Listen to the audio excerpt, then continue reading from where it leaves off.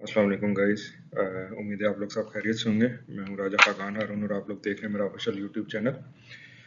मैं यूट्यूब पे अक्सर देखता होता हूं कि बहुत सारे लोगों ने अपनी फिजिबिलिटी स्टडीज़ लगाई होती हैं कि लव बर्ड का बिजनेस करें, इतने पैसे लगाएं, इतने इन्वेस्ट करें, इतना रिटर्न आएगा। तो मैंने सोचा कि क्यों ना एक प्रॉपर फिजिबिलिटी स्टडी को डिफाइन किया जाए कि होता क्या है, किस तरह फिजिबिलिटी स्टडी की जाती है, इसमें कौन कौन से फैक्टर्स इन्वॉल्व होते हैं और उसके रिजल्ट में आपके पास आउटपुट क्या आती है। ठीक है, तो मैंने इस हवाले से एक वीडियो बनाई है। तो मैंने कहा चले आप लोगों को थोड़ा सा फिजिबिलिटी स्टडी के बारे में आइडिया दे दूं।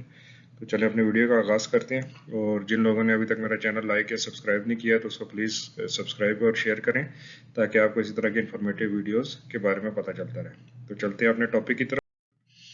सबसे पहले यह कि फिजिबिलिटी स्टडी होती क्या है।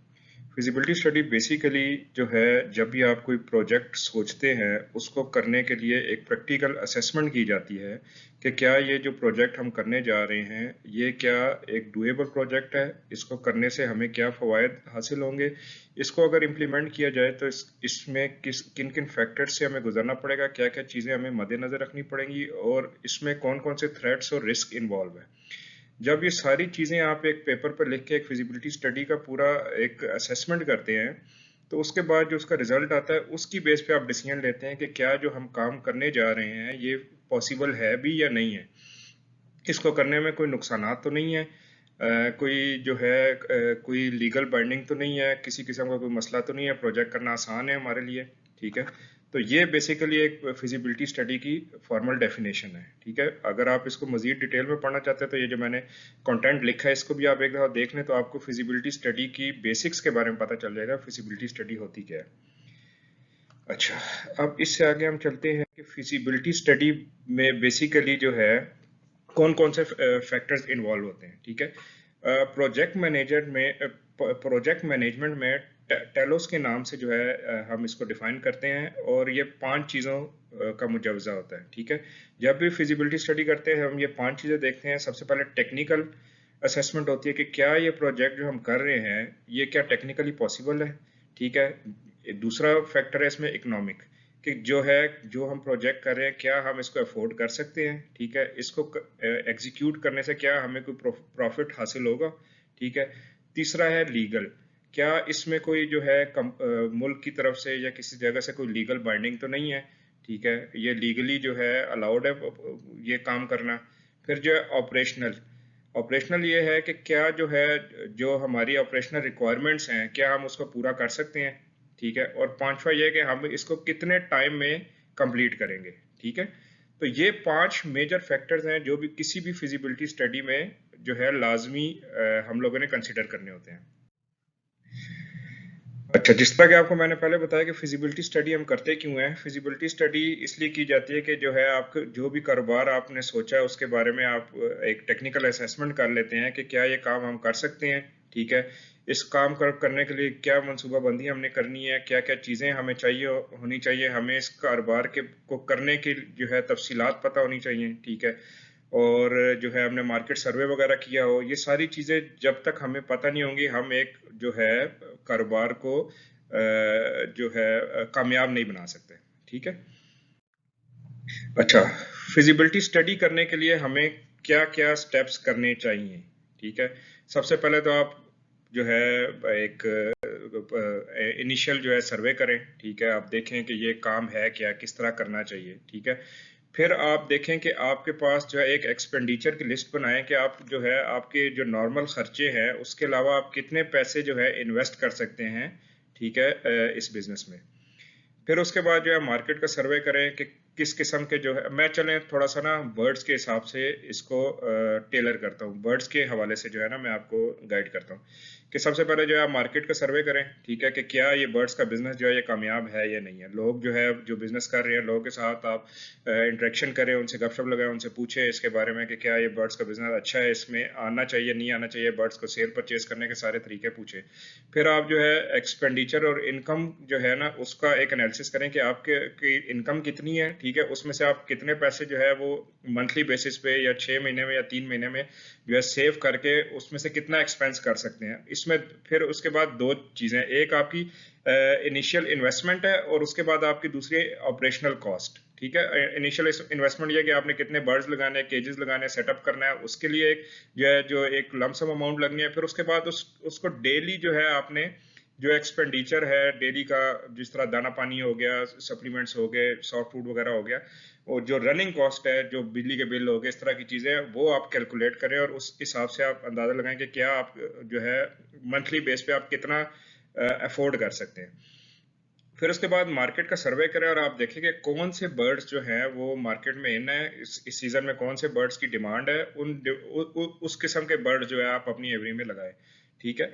फिर जो है आपने अपना ऑपरेशन जो है, मतलब डे टू डे जो आपकी एक्टिविटीज है डेली की, उनको कंडक्ट करें कि यार आपने उसको किस तरह लेके चलना है। आप फर्ज करें अगर आप आउट ऑफ सिटी जाते हैं या आप कोई जॉब करते हैं तो आपने डेली जो है दिन में 2 दफा उनका खाना पानी दाना वगैरह किस तरह चेंज करना है, सुबह कैसे फूड चेंज करना है, या आप उसको करने का जो है डेली के काम करने का एक प्लान बनाएं।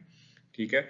फिर उसके अलावा जो है आप अपने साथ अगर कोई जो स्टेक होल्डर्स है, मतलब अगर आपके पास इतनी इन्वेस्टमेंट नहीं और आप अपने साथ इन्वेस्टर भी रखना चाहते हैं, तो वो एक जो है आप सर्वे कर लें, और अगर किसी के साथ आपकी अच्छी अंडरस्टैंडिंग बन सकती है तो मिल के भी आप काम कर सकते हैं। ये सारे काम करने के बाद आप एक रिजल्ट निकालें और देखें कि क्या ये सारा काम आप कर सकते हैं। अगर तो कर सकते हैं तो बिल्कुल इस बिजनेस में आए। ठीक है। और लोगों से भी इसके बारे में काफ़ी इनपुट लें। ठीक है। ये बेसिक मैंने आपको बता दिया कि फिजिबिलिटी स्टडी में क्या क्या चीज़ें करनी होती हैं। अच्छा, पीछे मैंने आपको जितनी बातें बताई हैं उन सबको एक मिसाल के साथ अब मैं मजीद एक्सप्लेन करता हूँ। फ़र्ज़ करें आपने जो है एक जोड़ा लगाया ग्रीन अपलाइन का, ग्रीन यूविंग अपलाइन का, जिस जोड़े की कॉस्ट है तकरीबन 1 लाख रुपया। ठीक है।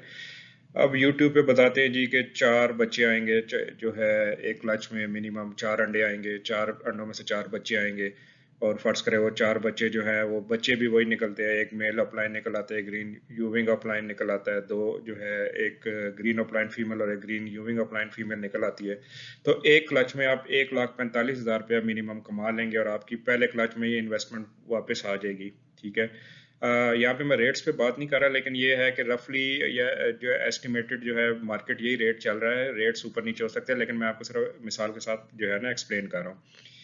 तो और सीजन में जो है मिनिमम आप 3 क्लच ले लेते हैं तो जो है 4,35,000 रुपया आपने कमा लेते हैं। मतलब आपने 1 लाख रुपया लगाया और 4,35,000 रुपया आपके पास आ गया। तो इसमें बहुत सारी चीज़ें हैं जो वो जो भी फिजिबिलिटी स्टडी वाले बताते हैं वो एक्सप्लेन नहीं करते। जिस तरह सबसे पहले ये कि क्या गारंटी है कि आपके पास जो है वो चारों जो है वो जिस तरह ये बता रहे हैं चिक्स यही आएंगे। ये तो अल्लाह की चीज़ है और ये लाइफ स्टॉक है, इसमें 2+2 4 जो है कभी भी नहीं होता है। ठीक है। क्या पता आपके पास जो है जो बच्चे आ रहे हैं वो सबसे जो है कम कीमत वाले ग्रीन अपलाइन फीमेल्स आ जाएं। ठीक है, चारों की चारों, या 3 ग्रीन अपलाइन फीमेल आ जाएं। ठीक है। लेकिन इन सब चीज़ें, ये बच्चे आने से पहले का जो प्रोसेस है वो भी वो नहीं बताते। ठीक है। जो है फर्ज करें आपने मार्च में पट्ठे लिए, पट्ठे जो है आपने सितंबर तक पाले, तो आपके पास आप इस चीज़ की क्या गारंटी दे सकते हैं कि आपका जो है वो पेयर जिंदा भी रहेगा। ठीक है। या पेयर बॉन्ड होगा, या जो है वो ब्रीड करेगा, जो है कोई उसमें से एक या दोनों मरेंगे नहीं, या कोई उड़ेगा नहीं। ठीक है। फिर अगर फर्ज करें वो सितंबर में आके वो ब्रीड कर जाते हैं तो क्या गारंटी है कि वो 4 ही अंडे देंगे, 3 भी देते हैं, 2 भी देते हैं, या 4 अंडे अगर आते हैं तो क्या वो फर्टाइल होंगे चारों के चारों। अक्सर इस तरह होता है, एक फर्टाइल होता है, 3 इनफर्टाइल होते हैं, इनफर्टिलिटी के बहुत मसले आते हैं। ठीक है। फिर उसके बाद जो है डेड इन शेल हो सकता है। फिर जो है बच्चे हैच हो गए तो सर्वाइव नहीं करते हैं, सर्वाइव कर गए तो और बड़े मसले आते हैं। ठीक है। कोई जो है उसमें फिजिकल डैमेज हो सकता है, कोई लेग का इशू हो सकता है, जो है कोई और फिजिकल डिफॉर्मिटी हो सकती है। तो ये सारी चीजें जो है, ये प्रोबेबिलिटी का एक फैक्टर इसमें आता है जिसको कोई एक्सप्लेन नहीं करता। ठीक है। तो ऑन कॉन्ट्रेरी ये भी चीज हो सकती है कि अगर 4 का कह रहे हैं तो हो सकता है किसी की किस्मत बहुत अच्छी हो, 6 अंडे भी आ सकते हैं। ठीक है। सारे 6 के 6 फर्टाइल भी हो सकते हैं। लेकिन इन सब चीजों की प्रोबेबिलिटी बड़ी कम है, और स्पेशली जो न्यू बंदा आएगा तो न्यू बंदे के लिए ये चीजें इतनी प्रोबेबल नहीं है जितना कि एक एक्सपीरियंस बंदे का। मतलब अगर कोई बंदा फ्रेश आ रहा है इस फील्ड में तो उसको हकीकत इन चीजों की पता होनी चाहिए कि ये फैक्टर्स भी साथ काउंट करते हैं। हाँ, अगर आप ये करें कि आपने जो है एक पेयर की जगह 4-5 पेयर लगाए हैं तो फिर आपके पास प्रोबेबिलिटी का फैक्टर जो है वो थोड़ा बेहतर हो जाता है कि जो है अगर 2 पेयर या 1 पेयर आपका नहीं चल रहा तो तीसरा बाकी 3 या 2 पेयर जो है वो आपके चल जाए।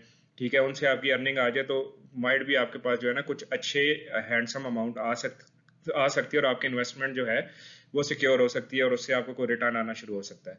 ठीक है। तो एक पेयर के साथ जो है जो बताते हैं कि इतना इन्वेस्ट करो इतना निकल आएगा, ये जो है इसमें प्रोबेबिलिटी बड़ी कम है। ठीक है, बनिस्बत इसके कि आप जो है अगर 5-6 पेयर लगा लें और वो आपके पास जो है ब्रीड कर जाएं तो उससे आपके पास रिटर्न आ सकता है। ठीक है, तो स्टिल मैं यही कहूँगा लाइफ स्टॉक है, इसमें बहुत सारी अनसर्टेनिटीज होती हैं। ठीक है, बहुत सारे फैक्टर्स इन्वॉल्व होते हैं, एनवायरमेंटल फैक्टर्स इन्वॉल्व होते हैं, फिजिकल फैक्टर्स इन्वॉल्व होते हैं, ऑपरेशनल फैक्टर्स इन्वॉल्व होते हैं जो लोगों को नहीं बताए जाते। तो इस वजह से मैंने सोचा कि आप लोगों को ये सारी चीज़ें भी मैं बताऊं। ठीक है, ताकि आप जो है आप थोड़ा सा मजीद इन चीज़ों पे भी सोचें और आप लोगों को थोड़ा सा इन चीज़ों को समझने में आसानी हो। तो अगर मेरी ये आपको वीडियो पसंद आई है तो प्लीज़ मेरा चैनल लाइक और सब्सक्राइब और शेयर ज़रूर करें। और आज के लिए इतना ही। तो इंशाल्लाह अगली वीडियो में आपसे मुलाकात होती है। थैंक यू, अल्लाह हाफिज़।